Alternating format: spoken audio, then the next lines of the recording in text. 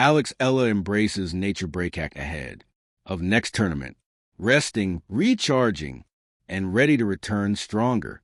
The plane descended through a sheet of mist, touching down in a place that felt worlds away from tennis courts, stadium, lights, and roaring crowds. Alexa pressed her forehead against the window, watching endless green roll beneath her. Rice terraces glowing under the afternoon sun, rivers glimmering like liquid glass and mountains breathing. Clouds.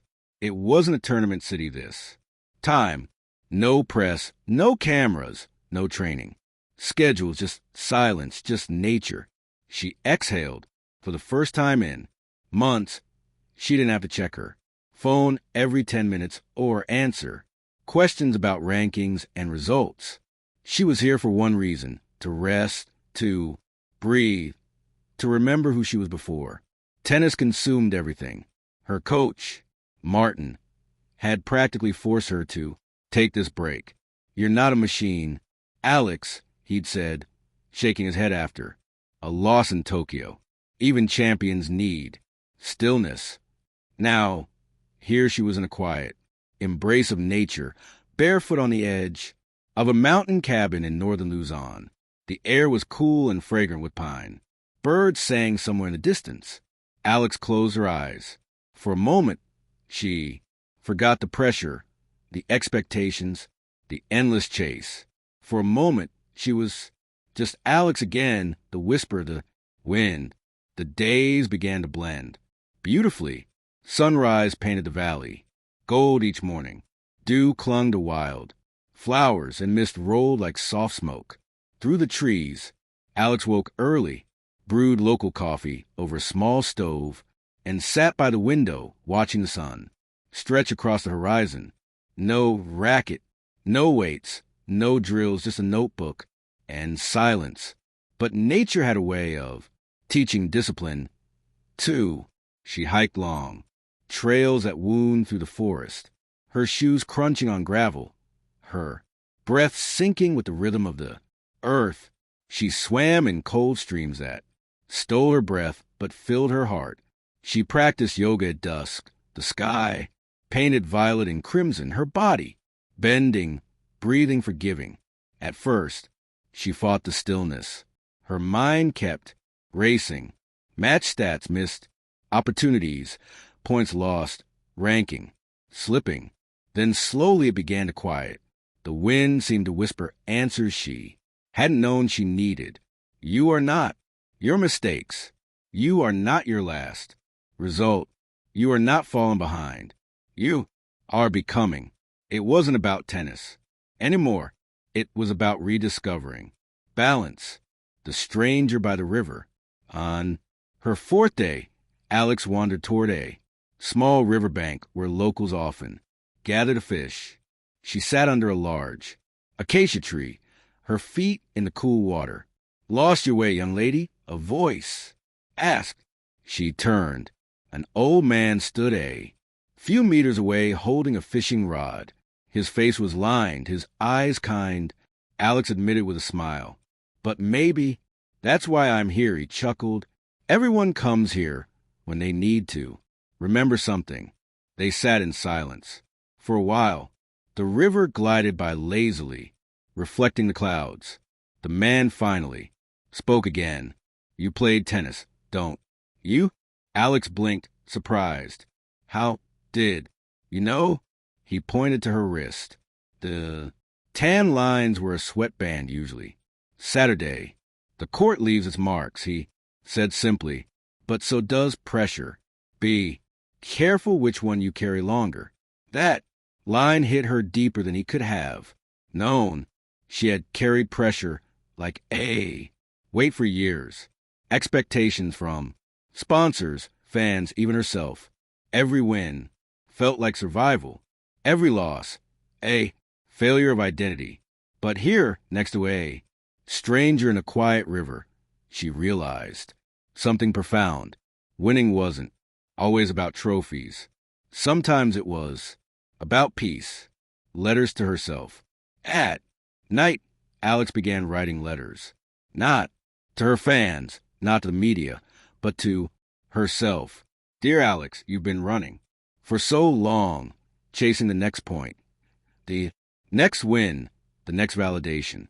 But look at you now, sitting under 1,000,000 stars, no rack in your hand, yet still. Oh, remember this feeling. You play not because you're supposed to win, but because you were born to fight. Beautifully. Love, Alex. Each letter was a small act of healing. She left some under stones by the trail, others tucked between the pages of her notebook. Tiny love notes to her future self, reminders for the days when the noise would return, and it would return. But this time she would be ready. The storm within. On the 7th day, the weather changed. A heavy rain swept across the valley, pounding the cabin roof like a drum. The sky growled and lightning split the clouds. Alex stood outside in. The downpour soaked the bone. She raised her arms, laughed, and let the storm wash over her. It was chaos, beautiful, wild, uncontrolled. And in it, she saw herself. The storm didn't ask for permission to exist. It didn't apologize for its force. It came, it raged, it cleansed. That night, as thunder echoed across the hills, Alex finally faced the truth.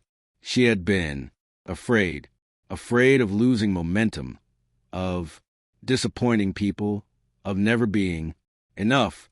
But she realized that fear was just a shadow of ambition. You could have one without the other. And like the storm, she could be fierce and gentle, powerful and patient. Morning after the rain, the next morning, everything sparkled. The leaves shimmered with droplets. The air was clean and sharp. Alex brewed her coffee, opened her notebook, and wrote, "The storm is over. I survived it. Now I know I can survive anything." A visit from the stranger. Months later, Alex returned to the same mountain cabin. The old fisherman was there again by the river. She smiled. "I didn't get to thank you last time." He chuckled. "You need to. You found your peace, didn't you?" She nodded. "I did, but I also found my fight again." "Good," he said, casting his line. "Because peace without purpose is just sleep, but peace with purpose, that's strength."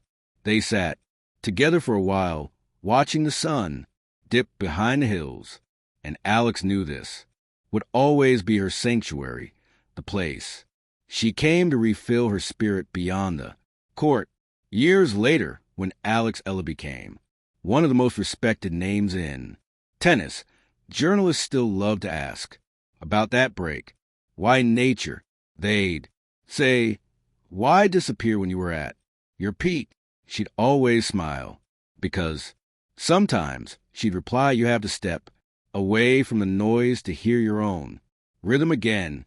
The court may build my career, but nature rebuilt my soul." She later established the Eala Foundation for athlete wellness, offering retreats for young players struggling with burnout, places where they could rest, breathe, and reconnect just as she had.